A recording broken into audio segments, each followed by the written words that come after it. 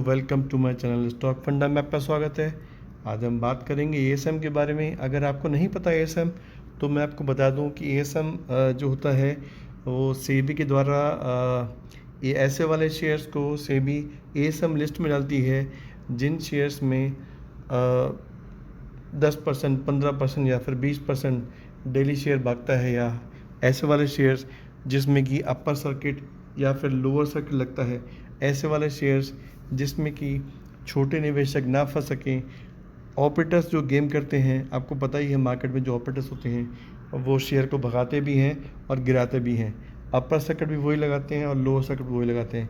तो ऐसे वाले शेयर्स को सेबी जो है कंट्रोल करने के लिए, ताकि उस पर छोटे निवेशक ना फंस सकें, तो हमें क्या होता है ना कि जब भी कोई शेयर लगता है कि भाग रहा है, 10% भाग रहा है, 15% भाग गया और अपर सर्किट लगने वाला है, तो हम क्या करते हैं, ऐसे वाले शेयर हम ले लेते हैं। अगले दिन देखते हैं कि वो शेयर फिर से 10% या 15% या 20% अपर सर्किट चला गया।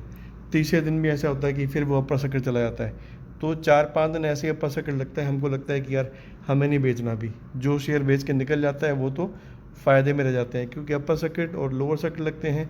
ऐसे वाले शेयर्स को लॉन्ग टर्म के लिए रखना अच्छा नहीं होता है, और ऐसे वाले शेयर्स में लंबे समय के लिए निवेश करना बेवकूफ़ी होती है। तो ऐसे वाले शेयर्स में काफ़ी लोग फंस जाते हैं, ज़्यादा फ़ायदे के चक्कर में लोग बेचते नहीं हैं। और ऐसे वाले शेयर्स में जब अपर सर्किट के बाद जब लोअर सर्किट लगता है, सोचो कि 100 रुपये का शेयर 20% से अप होके 4 दिन 5 दिन में 200 का हो जाता है।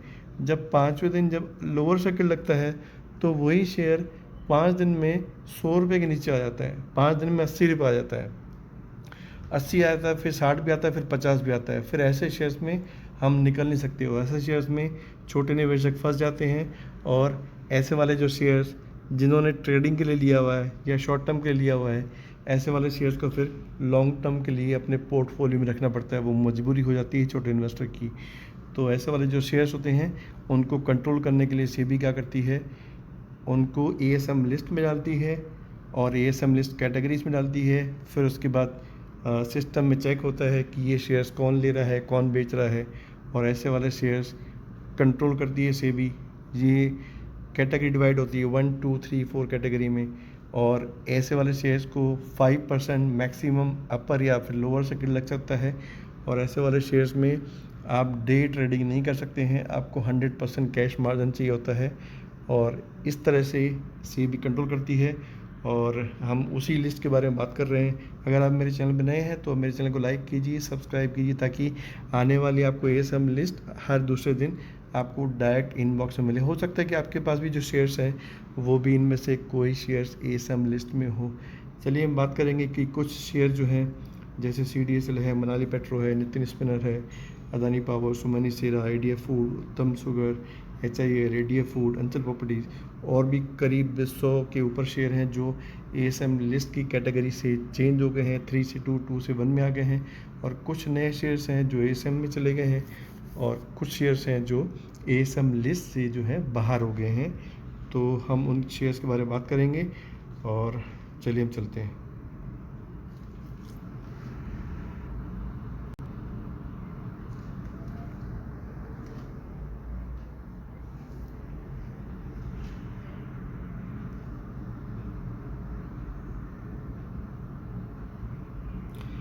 तो हम आगे अपने लिस्ट पे, और ये लिस्ट है पहली list of security short listed ASM framework 15 नवंबर 2021।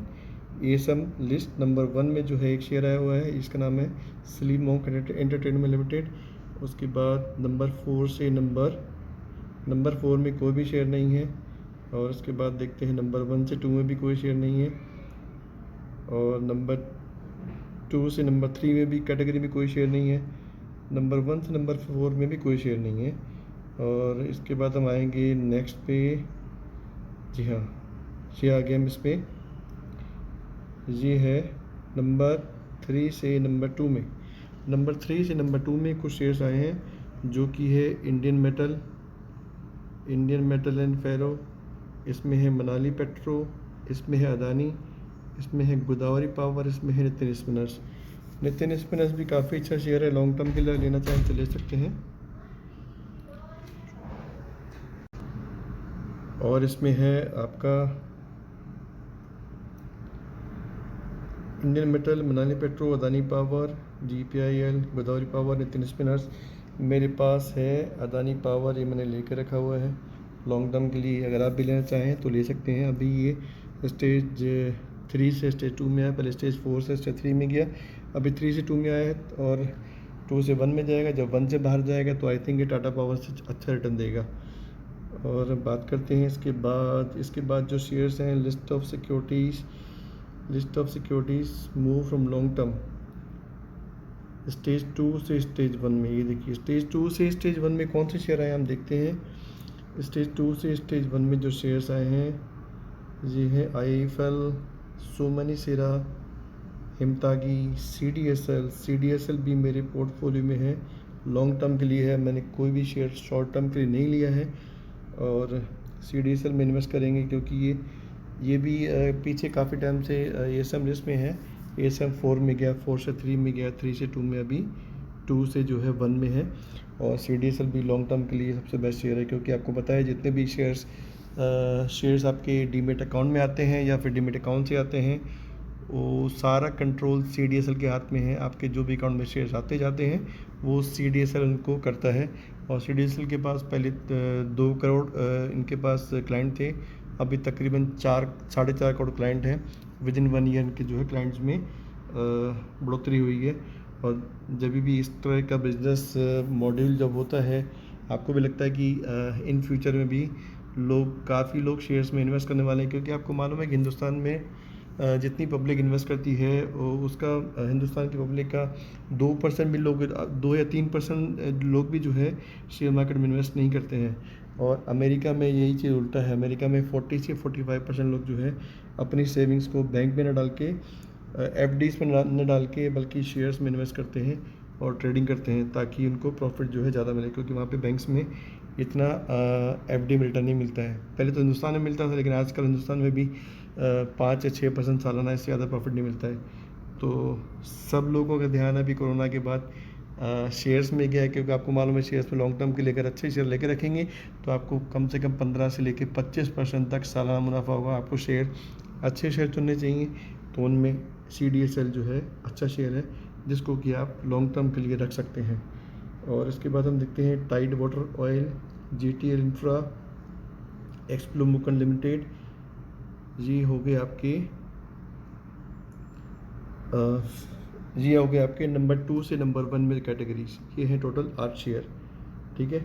इसके बाद हम देखते हैं कौन सी कैटेगरी है। इसके बाद कैटेगरी हाँ, list of security to be excluded मतलब होता है कि ये जो शेयर्स हैं ये ASM कैटेगरी से बाहर आ गए हैं। ASM कैटेगरी से बाहर आ गए हैं वो शेयर्स।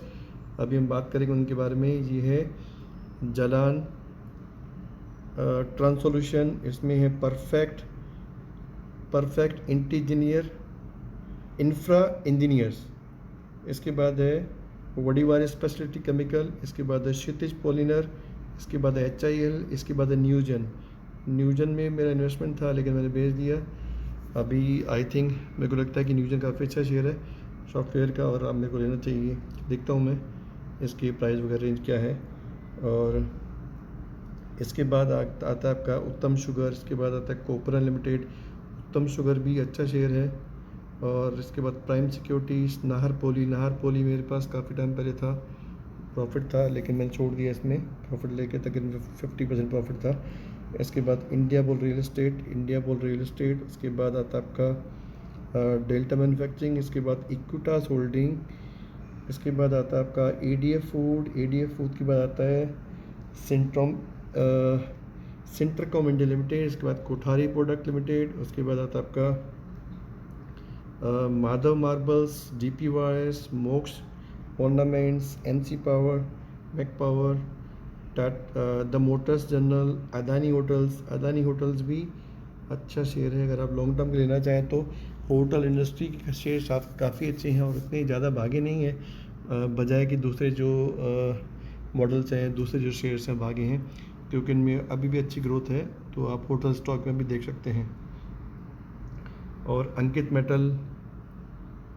मेटल। इसके बाद DCM लिमिटेड, मंगलम ग्लोबल, 1 पॉइंट, सिंटेक्स, सिंटेक्स में भी अभी अपर सर्किट लगा हुआ है। ये भी आई थिंक सिंटेक्स की बात चल रही है, रिलायंस के साथ में। सिंटेक्स को शायद रिलायंस खरीदने वाला है, तो इसलिए सिंटेक्स में भी अपर सर्किट लगा हुआ है। ऐसे वाले शेयर में फंसने की ज़रूरत नहीं है, ऐसे वाले शेयर से दूर रहिए जो कि 5% अपर सर्किट रहते हैं। और इसके बाद हम देखते हैं वीजी फाइनेंस, अंचल properties, visa steel, Tata steel BSL. Tata steel BSL अच्छा शेयर है, इसमें अगर लेना चाहें तो ले सकते हैं। एएसएम में है, एएसएम में बाहर जाएगा तो अच्छा जाएगा ऊपर। उसके बाद ये कुछ शेयर्स हैं, ये कहते हैं इंसॉल्वेंसी। हाँ, ये शेयर जो है इंसॉल्वेंसी में है, इनसे दूर रहिए। एससीएल मैन्युफैक्चरिंग कंपनी लिमिटेड, ये ASM companies related insolvency resolution, मतलब ये बैंक करप्सी में है ये शेयर जो है, तो इनसे आपको दूर रहना है। ये शेयर नोट कीजिए आप, ये एसईएल मैन्युफैक्चरिंग कंपनी लिमिटेड। अभी आते हैं लिस्ट पे। ये तो काफ़ी लंबी लिस्ट है, जो है जो एएसएम लिस्ट में है, लंबी लिस्ट है, ये तो काफ़ी लंबी लिस्ट है। इनमें से जो शेयर्स जो होते हैं वो नंबर 3 से नंबर 2 में, नंबर 2 से नंबर 1 में, ऐसे वाले शेयर्स जो आते हैं। और इधर भी कुछ शेयर्स हैं जो कि है शेयर्स इंसॉल्वेंसी रेजोल्यूशन में है, मतलब अभी इनकी इंसॉल्वेंसी बैंकरप्सी जो है रिजॉल्व नहीं हुई है, तो ऐसे वाले शेयर्स जो है अभी इस लिस्ट में है, इनसे भी आपको दूर रहना है। इसमें क्या है, रोहित फेरो विंडो सोलर और housing development and infrastructure limited, इसको बोलते हैं HDIL, इसका शॉर्ट फॉर्म है। तो ऐसे वाले शेयर से भी आपको दूर रहना है, तो लॉन्ग टर्म के लिए अच्छे शेयर पर रहना है। और मेरे चैनल को लाइक कीजिए, सब्सक्राइब कीजिए, ताकि आने वाली आपको एएसएम लिस्ट और बाकी भी दूसरे अच्छे वीडियोस, आप कौन से शेयर लॉन्ग टर्म के लेने हैं वो मैं आपको डालने वाला हूँ। वो मैं शेयर्स को कुछ नया वीडियो बनाने वाला हूँ, तो लाइक कीजिए, सब्सक्राइब कीजिए। चलिए, थैंक यू वेरी मच।